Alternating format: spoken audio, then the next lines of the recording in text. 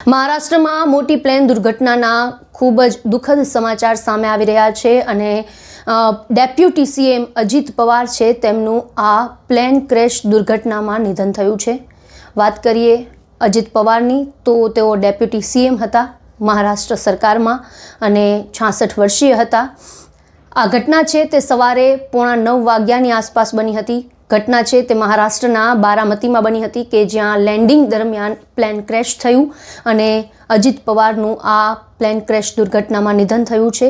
સમાચાર agency PTI અને ANI દ્વારા આ સમાચારની પુષ્ટિ કરવામાં આવી છે। આ ઘટનાની માહિતી મળ્યા બાદ અજીત પવારના બહેન સુપ્રિયા સુલે બારામતી જવા રવાના થયા છે। આપને જણાવી દઈએ કે આ પ્લેનમાં અજીત પવાર સાથે એક પીએસઓ અને એક અન્ય તેમની અંગત વ્યક્તિ 2 ક્રૂ સભ્ય સવાર હતા। તેમના પણ મોત થયા છે। ડીજીસીએના જણાવ્યા મુજબ પ્લેનમાં સવાર કોઈ પણ વ્યક્તિ જીવિત નથી। બારામતી એરપોર્ટ પર લેન્ડિંગ વખતે ક્રેશ થયેલા આ વિમાનમાં 5 લોકો સવાર હતા। આપને જણાવી દઈએ કે અજીત પવાર બારામતીના પ્રવાસે હતા જ્યાં તેમની 4 પ્રચાર સભાઓ થાય તે પહેલાં જ આ દુર્ઘટના ઘટી હતી। ઘટનાની જાણ થતાં જ રાષ્ટ્રવાદી કોંગ્રેસ અજીત પવારના કાર્યકરો ઘટના સ્થળે દોડ્યા। લેન્ડિંગ વખતે શું થયું, અકસ્માત પાછળ કોઈ ટેકનિકલ ખામી હતી કે કેમ તે અંગે સત્તાવાર માહિતીની રાહ જોવાઈ રહી છે। ઈજાગ્રસ્તોને તાબડતોડ સારવાર માટે નજીકની હોસ્પિટલ ખસેડાયા છે। એરપોર્ટ પરિસરમાં હાઈ એલર્ટ જાહેર કરાયું છે। આ દુર્ઘટનાના પગલે અજીત પવારની તમામ સભાઓ અને કાર્યક્રમો પર પ્રશ્નાર્થ ચિહ્ન સર્જાયા છે। પોલીસ હાલ તપાસ કરી રહી છે અને સત્તાવાર માહિતીની રાહ જોવાઈ રહી છે। મહત્વનું છે કે અકસ્માતની થોડી મિનિટ પહેલાં જ અજીત પવારે સોશિયલ મીડિયા પર મહાન સ્વાતંત્ર્ય સેનાની લાલા લજપત રાયને તેમની જન્મ જયંતિ પર યાદ કરતી એક પોસ્ટ છે તે શેર કરી હતી।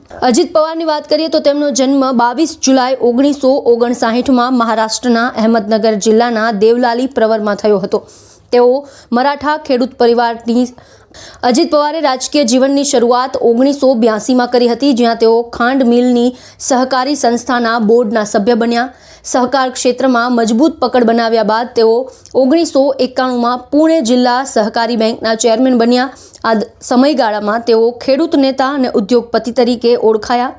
1991માં તેઓ પહેલી વખત લોકસભાના સાંસદ તરીકે ચૂંટાયા પરંતુ માત્ર 4 મહિના બાદ રાજીનામું આપી રાજ્યના રાજકારણમાં તેમણે પ્રવેશ કર્યો। ત્યારબાદ તેઓ મહારાષ્ટ્ર સરકારમાં કૃષિ અને ઉર્જા રાજ્યમંત્રી બન્યા। 1995માં બારામતી વિધાનસભા બેઠક પરથી ધારાસભ્ય બન્યા અને ત્યારથી આ બેઠક પર તેમની મજબૂત પકડ રહી હતી। 1999માં અજીત પવારને પહેલીવાર કેબિનેટ મંત્રી બનાવવામાં આવ્યા। તેમણે 1999થી 2003 સુધી સિંચાઈ મંત્રી તરીકે સેવા આપી અને ત્યારબાદ ગ્રામીણ વિકાસ વિભાગ સંભાળ્યો। અજીત પવાર અનેક વખત નાયબ મુખ્યમંત્રી બન્યા છે। ખાસ કરીને 2019માં દેવેન્દ્ર ફડણવીસ સાથે વહેલી સવારે શપથ લીધાનો તેમનો ટૂંકો કાર્યકાળ ખૂબ ચર્ચિત રહ્યો હતો। બાદમાં ઉદ્ધવ ઠાકરેની આગેવાની હેઠળની આ મહાવિકાસ અઘાડી સરકારમાં પણ તેઓ નાયબ મુખ્યમંત્રી બન્યા। 2023માં અજીત પવારના નેતૃત્વમાં એનસીપીમાં મોટો ફાટો પડ્યો। શરદ પવારથી અલગ થઈને તેમણે એનડીએ સરકારને ટેકો આપ્યો અને ફરી નાયબ મુખ્યમંત્રી બન્યા। હાલ તેઓ 9મી વખત મહારાષ્ટ્રના નાયબ મુખ્યમંત્રી તરીકે સેવા આપી રહ્યા હતા અને હવે મહારાષ્ટ્રમાં આ વિમાન દુર્ઘટનામાં તેમનું નિધન થયું છે। મહામંથન મંતવ્ય ન્યૂઝ તેમને શ્રદ્ધાંજલિ અર્પણ કરે છે।